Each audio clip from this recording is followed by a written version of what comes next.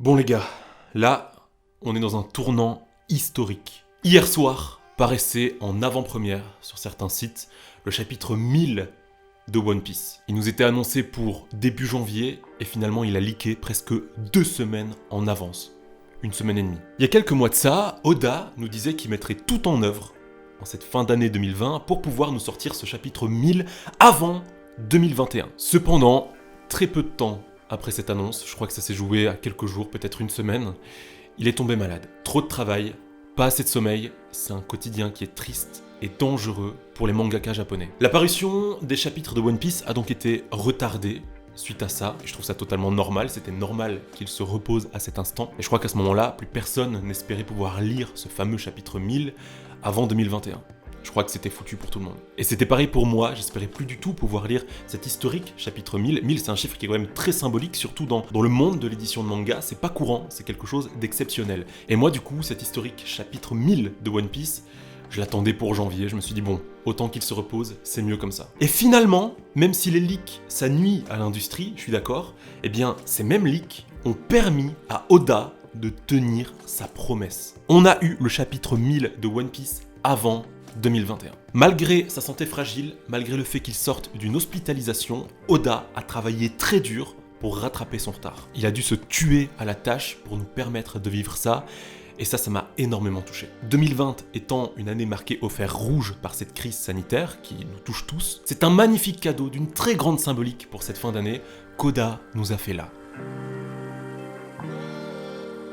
Vous le savez, maintenant je pense, je suis un grand fan de l'œuvre depuis bien des années, alors avoir la chance de vivre cet instant, c'était fou. Mais genre, c'était vraiment fou. Si tu veux, je l'ai découvert hier soir dans les alentours de 22h, 22h15, 30. J'étais un peu fatigué de la journée, mais il était impossible pour moi à cet instant d'en rester là. Alors ça peut vous paraître stupide, mais à cet instant, j'avais l'impression d'avoir une responsabilité entre les mains. Comme un flambeau confié par Oda que je devais maintenant transmettre à mon tour.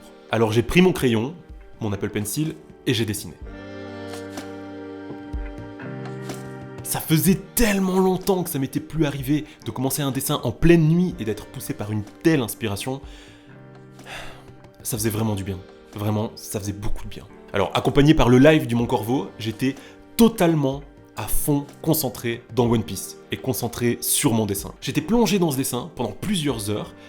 Tout ce qu'il y avait autour ne comptait plus. Alors, j'ai commencé par dessiner la forme générale de l'œuvre. J'en avais une idée assez claire dans la tête, alors les premiers coups de crayon ont été assez vite. Et si tu veux, ils se faisaient de façon très instinctive. Calque après calque, j'avançais vers une esquisse plus nette et plus précise. J'avais maintenant tous les éléments principaux du dessin qui étaient faits, qui étaient créés. Il me restait que quelques détails pour vraiment terminer ce brouillon. À cette étape du dessin, j'étais déjà totalement fatigué, il devait être aux alentours d'1h du matin. En temps normal, j'aurais tout posé pour aller dormir. Je sais que beaucoup de personnes dessinent la nuit, mais c'est absolument pas mon cas, hein. Je me réveille à 7h du matin d'habitude, donc je tiens à mon sommeil. Pourtant, à cet instant, quelque chose en moi me poussait à aller jusqu'au bout. Je devais terminer ce dessin pour pouvoir vous le partager sur mon compte Instagram avant d'aller me coucher. Un peu comme pour dire, ok, j'y étais.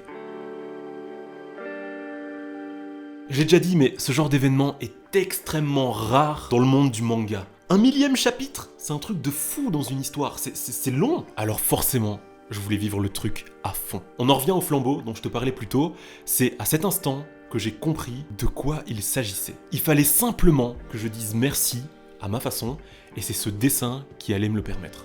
Pas demain, pas dans 2 jours, tant pis pour la fatigue, je devais le faire maintenant. J'ai donc poursuivi l'œuvre en passant à la mise au propre des différents traits. C'est toujours une étape que j'aime beaucoup. Jouer sur les traits, sur leur épaisseur pour pouvoir créer des formes qui sont stylisées.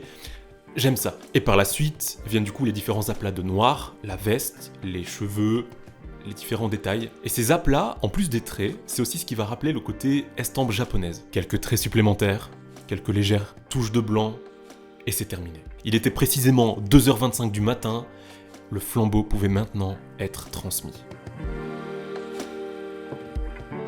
Alors pour parler un petit peu du dessin en tant que tel, de ce qui y est représenté, eh bien c'est assez particulier. Ce que tu vois là, c'est Luffy, mais pas vraiment.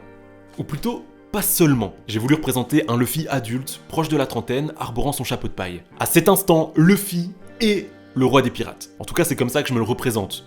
dans mon dessin. J'ai voulu le lier par ce statut à l'illustre Goldie Roger, le précédent roi des pirates, et le premier détenteur du fameux chapeau de paille. J'ai voulu faire un Luffy charismatique, une veste ample, noire, déchirée, de la fourrure blanche comme ça au niveau des épaules pour rappeler un petit côté noble, pareil pour la petite épaulière. En fait, tous ces détails, comme je viens de le dire, ajoutent à la noblesse et au charisme du personnage. Aussi, tu l'as peut-être déjà remarqué, tu l'as même sûrement déjà remarqué, Luffy n'a qu'un seul bras. Et à travers ce détail physique, j'ai voulu bien sûr le lier à Shanks, qui est donc le précédent possesseur du chapeau de paille. Tu l'auras compris, quand je te disais que cette œuvre représente Luffy, mais pas seulement, c'est parce qu'elle représente en réalité tous les possesseurs aujourd'hui connus de ce légendaire chapeau de paille. Alors ce dessin, j'en suis super content parce qu'il cristallise d'une certaine façon tout ce que j'ai ressenti hier soir comme émotion devant ce chapitre 1000 de One Piece. Et j'irai même plus loin en disant que ce dessin cristallise tous les moments que j'ai passés devant l'œuvre, devant One Piece. J'étais fatigué, je voulais absolument terminer ce dessin hier soir ou pendant la nuit. Je voulais vous le poster, vous le partager dans les temps. Alors bien sûr, évidemment, il n'est pas parfait. Mais au moins, il est vivant. Je vous remercie d'avoir regardé cette vidéo, j'espère de tout cœur que ce dessin vous plaît, j'espère que vous avez passé un bon moment avec moi. Je vous dis maintenant à très vite pour une prochaine vidéo sur la chaîne. D'ici là, portez-vous bien, porte-toi bien, car tu le sais, c'est ce qui est le plus important. Ah, et une dernière chose, le One Piece existe. Salut.